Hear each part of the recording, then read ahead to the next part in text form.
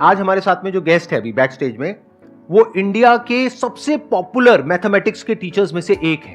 उनका जो YouTube channel है उसके ऊपर 2 मिलियन से ज्यादा सब्सक्राइबर्स हैं और करोड़ों व्यूज है। उनके चैनल का नाम है अभिनय मैथ्स।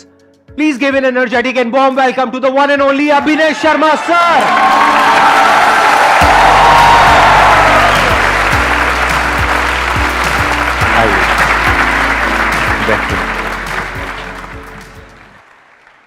आप आई थिंक एक तो मैथमेटिक्स पढ़ाते हैं और एक गवर्नमेंट एग्जाम्स की भी आप तैयारी कराते हैं, राइट? और आपका अपना एक इंस्टीट्यूट भी है प्लस ऑनलाइन आपका यूट्यूब चैनल है। बट मैंने फ्री एजुकेशन पे ज़्यादा फोकस किया है।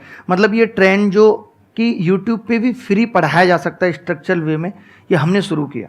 उससे पहले कोई कंप्लीट पढ़ाने के बारे में नहीं सोचता था। यूट्यूब को लोग ऐसे लेते थे कि यार ये प्रमोशनल है, बट हमने कंप्लीट सिलेबस किया और बच्चों से वो कनेक्टिविटी बनाए रखी कि आप यहाँ से पढ़ के भी सेलेक्ट हो सकते हो। और मैंने खुद अपने आप को पहले प्रूव भी किया कि मैंने 5 बार वो एग्ज़ाम क्वालिफाई किया। तो हमेशा से ये था कि बच्चों को क्लास में सिर्फ पढ़ाना मेरा मकसद नहीं होता था। मैं कहता था कि इनको बांधे रखना बहुत ज़रूरी है। तो अब हम तो किसी के अंडर पढ़ाते थे। तो एक दिन आगे हमारी कोचिंग इंस्टीट्यूट ऑनर ने मेरे को इतनी बुरी तरह झाड़ा, बोली आप संदीप महेश्वरी नहीं है और वो मैथ्स के लिए रखा हुआ है यहाँ पे, हमें ये काम कराना होगा तो हम संदीप महेश्वरी को बुला लेंगे। तो मैं 2012 में पहली बार मैंने कहा इसने ऐसे क्यों बोला। फिर मैंने तब आपको पहली बार जाना और उसके बाद बहुत सारे वीडियोज मैंने आपके देखे हैं और हमेशा बच्चों को भी कहा है और अपने अपने तरीके से बातों को आगे ले जाया है कि भाई इस तरीके से आप तैयारी करो, ये दिक्कतें आएंगी, सबके साथ आती हैं। मैंने संदीप जी मतलब जो लोग मुझे क्रिटिसाइज करते थे ना, मैं उनको भी कह दिया। मैंने कहा सुनो 4 साल बाद बताएंगे तुम्हें कि हम क्या हैं। कुछ नहीं है। सन 2014 में रोटी का जुगाड़ नहीं कर पा रहा था और मेरा रिजल्ट आया और उसमें मेरा सिलेक्शन प्रॉपर ठीक तरीके से नहीं हुआ तो मेरे रिश्तेदारों ने मेरी जान ले ली कॉल कर करके। मैंने कहा भाई सुनो, तुम्हें लग रहा ना बहुत बड़ी चीज है, कोई बहुत बड़ी चीज नहीं है, निकाली नहीं हमने, अलग बात है। और मैंने कहा आज तुम्हें पूछने की जरूरत पड़ रही है कि मैं क्या कर रहा हूं, लेकिन 4 साल बाद जरूरत नहीं पड़ेगी, तुम्हें अपने आप पता चल जाएगा कि मैं क्या कर रहा हूं। तो वो मुझे लगता है कि कह दो ना, शुरू से ही कमाल है। मतलब तो एक प्रेशर आ जाता है यार अब तो करना है। और एक चीज और भी होती है कि मैंने बहुत, संदीप जी जैसे आजकल चल रहा है, मैं नाम कमाने के पीछे नहीं भागा कि मुझे बहुत व्यूज या सब्सक्राइबर चाहिए। मुझे लगा कि एक कम लोग जाने लेकिन सम्मान की नजर से जाने कि हमने अच्छा किया है।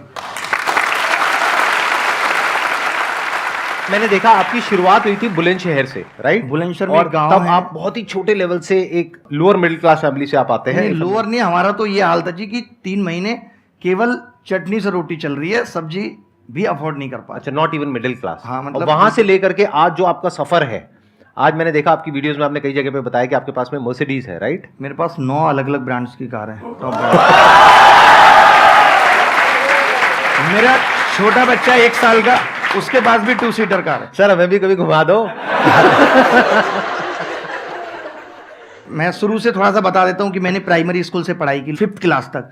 लेकिन जो मुझे एक चीज अपनी लगती है, जो मैंने पिताजी से भी, कि जीतना एक आदत है। आप ये नहीं कह सकते कि मैं तब ऐसा करना अच्छा शुरू करूंगा।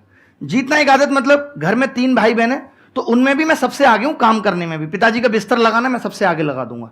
तो जीतना एक आदत है जो डेवलप करनी पड़ती है। चाहे भले ही मैं घर की छत पे क्रिकेट खेल रहा हूं, लेकिन वहां भी मुझे जीत की भूख है। तो ये भूख डेवलप करनी पड़ती है। और जहां तक परेशानियों की बात है, तो परेशानियां तो हमेशा रहेंगी, तब भी थी, आज भी हैं, सिर्फ वजह बदलेंगी। हमें लगता है आज ऐसा ये नहीं है मेरे पास, इसलिए मैं ये नहीं कर पा रहा। कल को कुछ और नहीं होगा, लेकिन फिर भी करते रहना है। जो समस्याएं आएंगी उनसे सिर्फ एज ए वैक्सीन लेना है। जैसे लोग कहते थे कोविड हो गया तो अब ना कोविड की एंटीबॉडीज बन गई। तो अगर दिल टूट गया ना तो समझो एंटीबॉडीज बन गई, अगली बार टूटेगा ना तो फर्क नहीं पड़ेगा।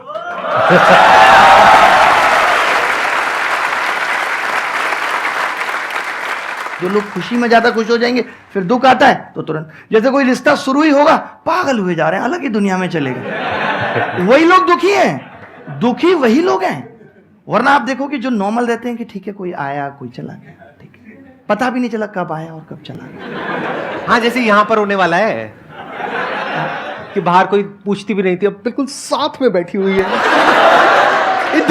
इधर भी, और फिर आई और चली गई। ये भी मोटिवेट, हम तो जब ट्यूशन पढ़ते थे, हमारा स्कूल तो हमेशा लड़कों वाला रहा, बट हमने ट्यूशन हमेशा वो लगा जहाँ 2-3 लड़कियां हैं। पता है उससे क्या होता था, यार मैं पढ़ के जाऊंगा, पहले टीचर पूछेगा झट से जवाब बता दूंगा। तो आपको इस चीज को भी नेगेटिव नहीं लेना कि लड़कियां उनकी जाके बीच में बैठो, सवाल बताओ सबसे पहले ही पढ़ के जाओ। सब यार इसको सब आता है, यार आपका नंबर मिलेगा क्या?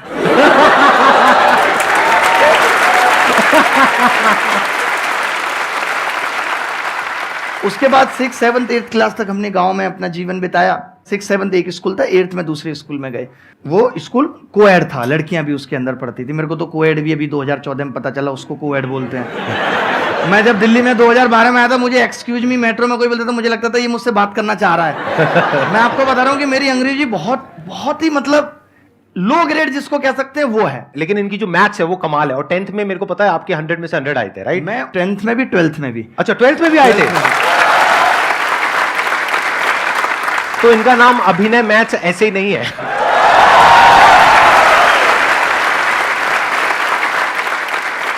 हमारे टाइम पे पास होना इज ए बिग चैलेंज, कि आप अगर पास हो गए हो तो ये बड़ी बात है। क्योंकि हमारी क्लास में जब मैं 60 बच्चे थे तो उसमें 24 फेलियर थे जो पिछले साल फेल हो चुके थे।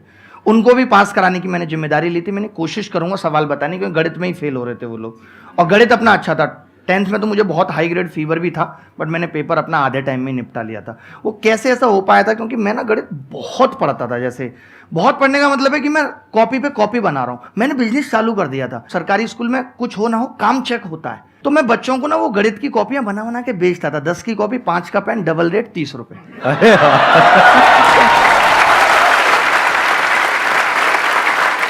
बट मुझे अभी भी याद आता है कि 12th क्लास में मैं एक बार कहीं जा रहा था, तो मेरे दिमाग में ऐसे ख्याल जरूर थे यार कि मुझे इतनी अच्छी गणित आती है, लोग मुझे फ़ोन करके पूछें, मेरी किताबें निकलें। मतलब मुझे इस डायरेक्शन में नहीं जाना, बट थॉट्स थे।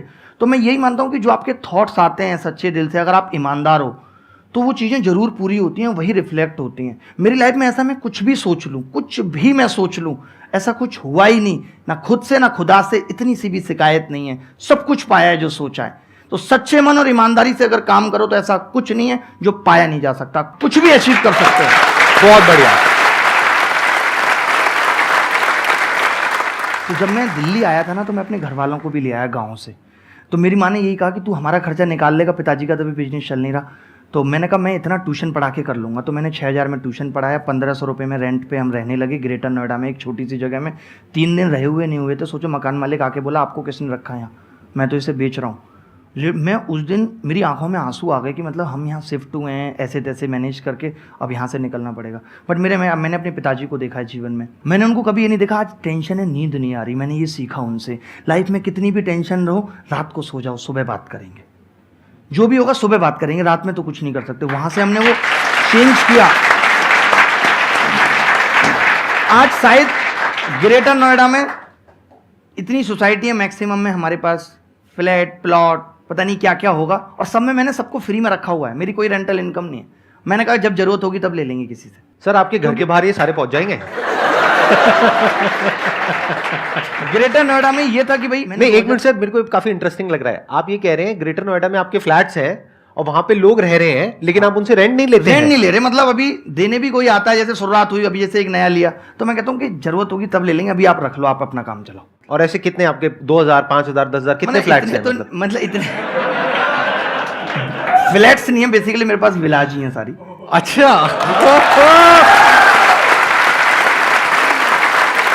सर, थोड़ा बहुत हंसी मजाक चलेगा ना, प्लीज बुरा मत मानना। हाँ, मैं कंफर्टेबल हो गया, मतलब मुझे हंसी मजाक बहुत पसंद है। मुझे लगता है कि जीवन में ऐसा नहीं कि सीरियस दिखना जरूरी नहीं है कुछ भी करने के लिए। आप अपने काम के प्रति सीरियस रहो, लेकिन ये नहीं कि मैं हाथ भी हिलाऊंगा ऐसे कर। तो जब हमने ये शुरुआत की, हम दिल्ली आ गए भाई, हमने पढ़ाना भी शुरू किया। हमने 2013 में किताब लिखी, और पिताजी बोले किताब लिख रहा हूं मैं, करोड़ों रुपए कमाएंगे। किताब एकदम सुपर महाफ्लॉप, क्योंकि जब आपको कोई जानता नहीं है तो आपकी किताब पढ़ेगा क्यों। हमने 2000 किताबें छपवाई, कोई बिकी नहीं, मतलब 2-4 बिकी, और जिसने ली वो बोला किताब बहुत अच्छी है। मैंने कहा दोस्तों को बताओ, लेकिन ले कोई नहीं रहा, क्योंकि जब तक आपका नाम नहीं है, नाम बनाना बहुत बड़ी बात है, मैं आपको बता रहा हूँ। तो 2013 में मैं पढ़ा रहा हूँ, 12 में नौकरी लगी, इसलिए छोड़ दी कि दिल्ली में लेंगे। फिर 13 में नागपुर लग गई, और देहरादून से सीधे नागपुर चले गए। जब मैं लौट के आया, मैं कोचिंग में गया, लोग बोले आपको 650 रुपये घंटे पे रखेंगे, जबकि उससे पहले मैं 1450 रुपये घंटे लेता था। आज मैं आपको बता दूं मेरी ज्वाइनिंग फीस 50 करोड़ है, और मैं 1,29,000 रुपये घंटे लेता हूं पढ़ाने के।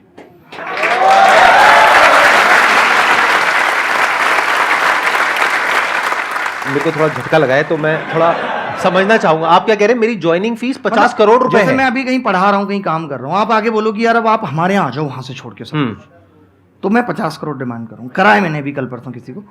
अच्छा, ठीक है। 2017 में मुझे ऐसा लगता है कि एक नॉर्मल मेंटेलिटी के हिसाब से मुझे टूट जाना चाहिए था। मुझे खुद लगता है कि मैं क्यों नहीं टूटा, बट मुझे टूट जाना चाहिए, क्योंकि आप सरकारी नौकरी छोड़ चुके हो। You have no option B, आपके पास कुछ नहीं है।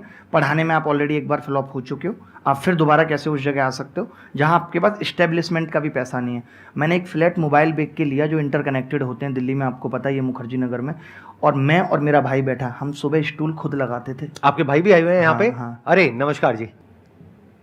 इसके बाद ये हुआ कि मुझे आपकी कहानी सर इंटरेस्टिंग होती जा रही है। मेरे को ये जानना है कि अभी यूट्यूब कहाँ से आया बीच में? वही लेके आ रहा हूँ, बस वही पहुंच रहा हूँ। हाँ। तो 2017 में सब कुछ खत्म हो गया। भाई 650 रुपये घंटे पढ़ाना तो था ही, तो मैंने कोचिंग में भी शुरू कर दिया। 650 ही सही। मतलब मैंने ये नहीं सोचा कि मैं तो इतना बड़ा टीचर था। मैंने, लोग जनरली क्या करते हैं, जब बड़ा हो जाते हैं और जब वो टूटते हैं तो वो छोटे काम नहीं करते, बट मुझे ऐसा लगता है कि कर लेने चाहिए। वक्त के हिसाब से कुछ भी बुरा नहीं है, तो मैंने कर लिया। मैंने अपनी कोचिंग भी खोल ली। मैं सुबह स्टूल लगाता था और बाहर जाके खड़ा हो जाता था, क्योंकि बच्चों को लगता था कि हम तो बड़े आदमी हैं, ये वो। टीचर को बच्चा बड़ा मानता है, तो मैंने कहा इनको ये ना लगे कि मैं ऐसी जगह पे रह के यहीं पढ़ाता हूँ, यहीं खोलता हूँ। तो हम सुबह स्टूल लगा के नीचे बैठ जाते थे, रात को उसी में पलंग डाल के सोते थे।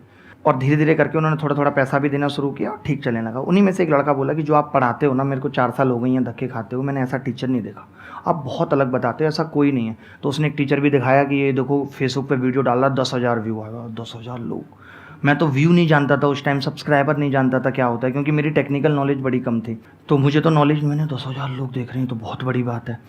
तो अच्छा, तो वो बोला आप वीडियो बनाओ। मैंने कहा यार नहीं, क्योंकि उस टाइम डर लगता है, आपके रिश्तेदार क्या कहेंगे, आप एक ऑलरेडी हारा हुआ फील कर रहे हो। तो मैंने उसको यही बोला, मैंने कहा यार चलो वीडियो बना लेते हैं। और ये बात है 3 अक्टूबर 2017 की। वो बंदे ने वो वीडियो हमें बिना बताए अपलोड कर दिया चैनल। 6 दिन के अंदर वो वीडियो, उसके 701 सब्सक्राइबर थे, 1 लाख सब्सक्राइबर उस टाइम पे हो गए और 1 मिलियन लोगों ने देखा। आपकी पहली वीडियो ही वायरल हो गई? वायरल हो गई थी पहली ही, डायरेक्ट। ये नहीं कि कई बनाई है, ठीक है। मैं थोड़ा यहाँ पे आपसे समझना चाहूंगा, ऐसा क्या था उस वीडियो में? मतलब मुझे अलग क्या था उसमें? अगर इसमें से काफी लोग जानते होंगे तो जानते होंगे, क्योंकि मैंने ऐसी चीजें बनाई हैं जो इस ब्रह्मांड में भी, गणित में पहले कहीं नहीं थी। मैं ट्राइंगल का एंगल 0 कर देता हूँ, जो कहीं नहीं था। ट्राइंगल का एंगल 0 करके सवाल का आंसर। मुझे समझ नहीं आया, लेकिन अच्छा लग रहा है सुनने में। मेरे कॉन्सेप्ट ये थे कि रेक्टेंगल को लात मार के समचतुर्भुज बना दो, रोम्बस बना दो। अच्छा। इस तरीके के कॉन्सेप्ट थे कि स्क्वायर को लात मारो तो ये बन जाएगा। तो नहीं, तो आपकी उस पहली वीडियो में ऐसा क्या खास था कि इतनी तेजी वो से ये था, वायरल हो गई? मैं बताता हूँ। उसमें ये था कि मैंने जो चीजें बताई थी, जिन क्वेश्चंस को करने में लोग फंस रहे थे और 2-2 3-3 मिनट लेते थे, उसका मैंने एक ऐसा जुगाड़ बता दिया था कि ये लगाएं। और वो एक बड़ा जेन्युइन जुगाड़ था। मुझे अभी भी लगता है कि वो पहले किसी ने क्यों नहीं सोचा, मैंने ही क्यों सोचा। तो एक बहुत क्लियरिटी, जैसे लोग कहते हैं कि आज वैल्यू पिट कर लो, तो मैंने उस पर क्लियरिटी थी कि क्यों कर लो और कब कर लो। और मैंने उसमें अपनी किताब का नॉर्मली जिक्र किया था। लोगों को लगा ये आदमी ऐसा क्या बता रहा है, इसकी किताब में क्या होगा। मेरी किताब पर डे 5-5-6 लाख की बिकने लगी। किताब है ही नहीं, एग्जिट ही नहीं कर रही, फ्लॉप हो चुकी, तो पढ़ी है, छपा ही नहीं हमने, लेकिन वो बिकने लगी वेबसाइट से। वो बड़ा मजा आने लगा। भाई बोला भाई किताब ऑर्डर दे दो यार, किताब ऑर्डर दे दो। फिर मैंने कहा अपना चैनल बना लेते हैं। मैंने अपना चैनल बनाया, मुझे लगता है कुछ 8 महीने से कुछ दिन कम थे, 1 मिलियन लोग जुड़ गए थे 8 महीने में। और सिर्फ 121 वीडियो थी, और वो भी सिर्फ गणित की, पढ़ाई का कंटेंट बनाना। उस टाइम पे शायद हम सेकंड ऐसे यूट्यूब चैनल थे जिसके 1 मिलियन थे। उससे पहले और लोग ऑर्गेनिक। एज कितनी थी तब आपकी? 26 साल कुछ महीने का था मैं। तो मतलब अभी आप 31 साल के हो? 31 साल का। लगते नहीं हो सर, मतलब मेंटेन किया हुआ है। अब दो मैंने बच्चे आपको बोला, अभी मुझे बोल दो। आप मुझसे भी यंग लग रहे हो। अच्छा, थैंक यू। इतने पॉजिटिव हैं आप। पॉजिटिविटी चेहरे की ग्लो है। ये लोग तो क्रीम और पार्लर में ऐसे ही फंसे पड़े हैं। असलियत तो पॉजिटिविटी में ही ग्लो है। मेरे को ये पूछना था कि सर जो लाइफ में अब एक सीरियसनेस अभी तक नहीं आ पा रही है, जब अब करियर का मेन एक पॉइंट आ चुका है जहाँ से टर्न करना है लाइफ के गोल पे, पर सर अभी तक वो सीरियसनेस नहीं आ चुकी है, क्योंकि स्कूल लाइफ खत्म हो गई, कॉलेज लाइफ खत्म होने वाली है। देखिए, ये तो सारा गेम प्रैक्टिस का है। जैसे आप देखते होंगे कि जब हम जिम में जाते हैं तो हम डंबल उठाते हैं, हम ये एक्सरसाइज करेंगे तो एक दिन में नहीं, ये हमारे बनने लगते हैं। ठीक है, मेरे हैं, मैं कभी जिम गया नहीं, बाई बर्थ।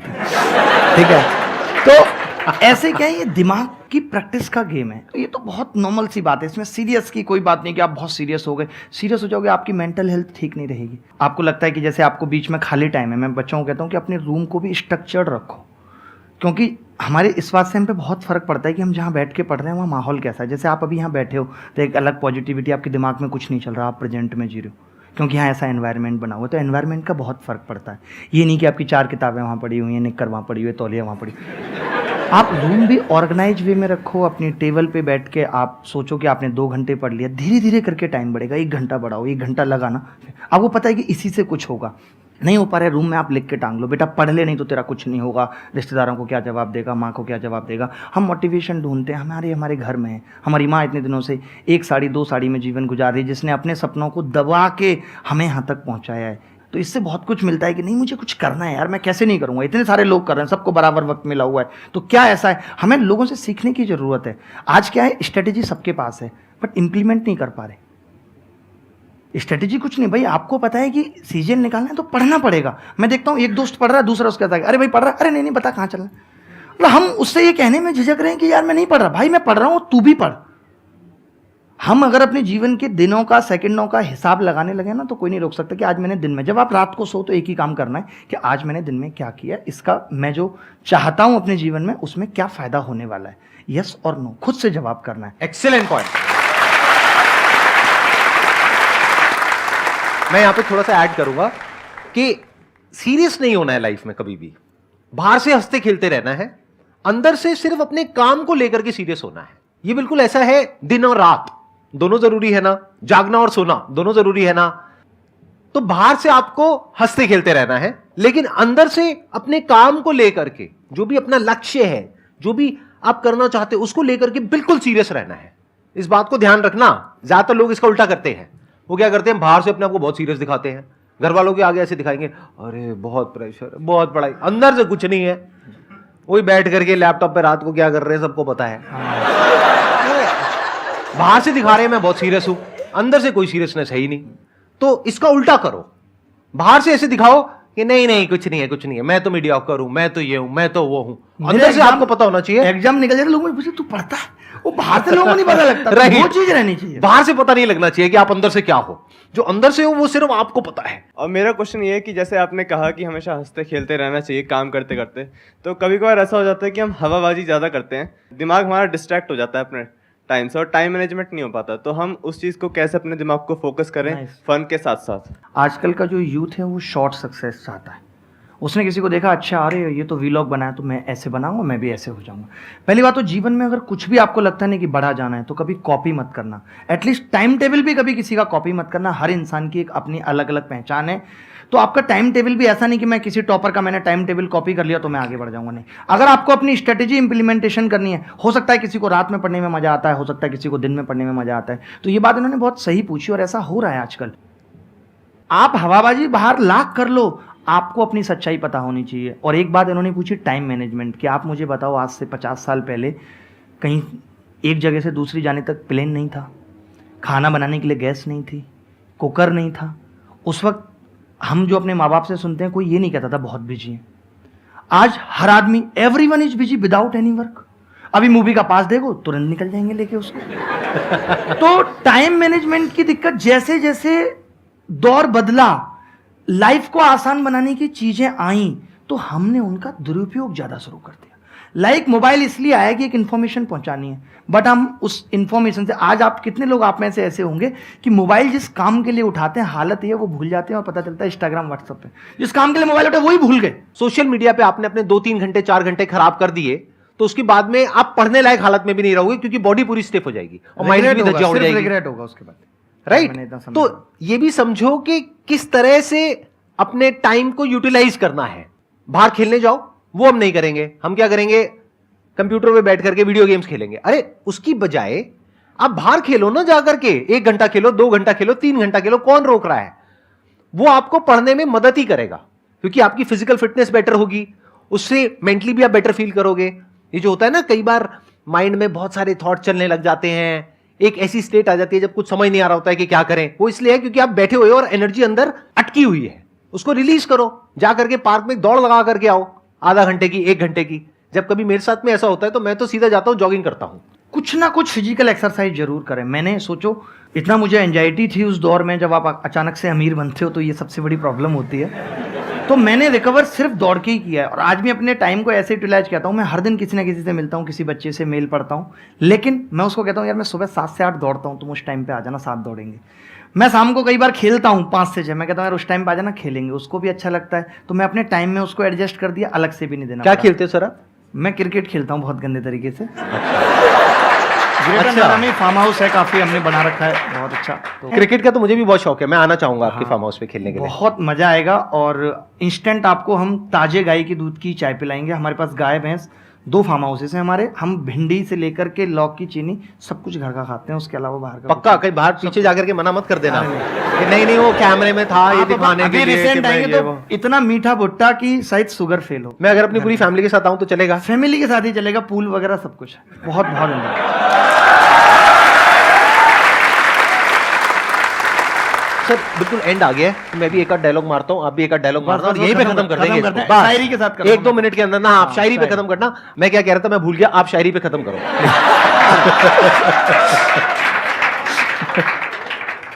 जैसे कहा था ना कि जीतना एक आदत है, जब आपके अंदर सारी क्वालिटी आ जाती है ना आगे बढ़ने की, तो वो स्टेट पैदा हो जाती है कि अब मुझे डर नहीं किसी गुमराही का, हर रास्ता तुझ तक जाता है। मुझे खोने का डर ही नहीं है, मेरे पास इतने रास्ते हैं कि मैं अपनी मंजिल पे ही पहुंचूंगा। एक मैं कहता हूं कि मुझे याद तुम हो, लेकिन मुझे याद भी है अपनी, कभी यूं भी याद आओ मैं खुद को भूल जाऊं। जब हम कुछ करते हैं ना तो खुद को भी भूल जाएं, इतने डूब जाएं उस चीज में, तब जाके कुछ बड़ा होता है। और परेशानियां हमेशा आएंगी, गम मेरे साथ बड़ी दूर तक गए, पाई ना मुझ में थकान तो वो खुद थक गए। गम को sir thank you so much for coming sir, बहुत मजा आया, बहुत बढ़िया सेशन। मुझे ऐसा लग रहा है कि कोई बड़ा भाई किसी जन्म का बिछड़ गया है। अरे सर